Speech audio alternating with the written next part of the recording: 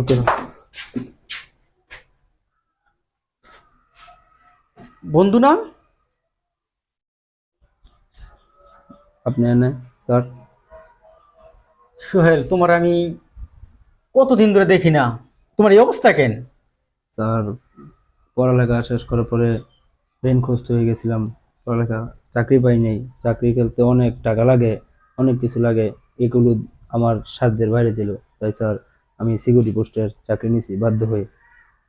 কিরা, তুমি আমাকে এতদিন জানাইবে না?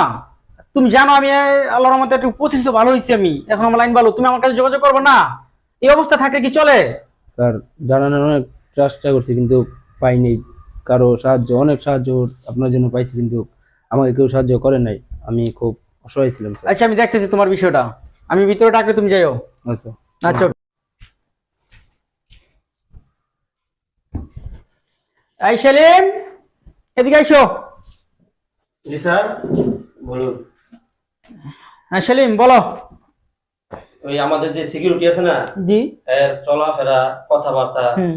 আমার স্যার পছন্দ না, তাকে চেঞ্জ করতে হইব। ঠিক সমস্যা? আছে, সমস্যা আছে তার। আর এক নাম্বার অপশন হলো সে হলো ইয়াং। তার হুম। কথাবার্তা আমার সাথে অন্যরকম, কিরকম জানি ব্যবহার, তার ব্যবহার আমার পছন্দ না। আচ্ছা ঠিক আছে, তোমার নামে তার কি সমস্যা হচ্ছে? আর আমার এই যে ব্যাংকে টাকা জমা দিতে কইছি তোমারে, ওই টাকা তো ব্যাংকে আসে নাই। আজকে 3 দিন আগে টাকা জমা দিছি, টাকা কি আমার ব্যাংকে আসার কথা ছিল না? হ্যাঁ ছিল স্যার, মিস্টেক হয়েছে, আমার একটু কাজ ছিল পার্সোনাল।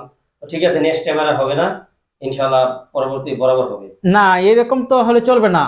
আমি তো তোমার নামে আরো কিছু কথা শুনছি। মানে স্যার এবার আচ্ছা ঠিক আছে, আমার সিকিউরিটিকে তুমি একটু ডাক দিয়ে দাও। সুহেল তোমাকে ডাকে। আসসালামু আলাইকুম স্যার। ওয়ালাইকুম সালাম। এই করছে তোমার, আজকে থেকে জি স্যার। ম্যানেজারের পোস্টে তোমার চাকরি জয়েন করে দিবা, ঠিক আছে? জি স্যার। কালকে থেকে তুমি কোম্পানির কাপড় টাপড় চেঞ্জ করে আসবা, তুমি এখান থেকে আজকে ম্যানেজার। জি স্যার। ওকে? আর সেলিম আজকে থেকে আর আসবে না। জি স্যার। ওকে, যাও। আসসালামু আলাইকুম।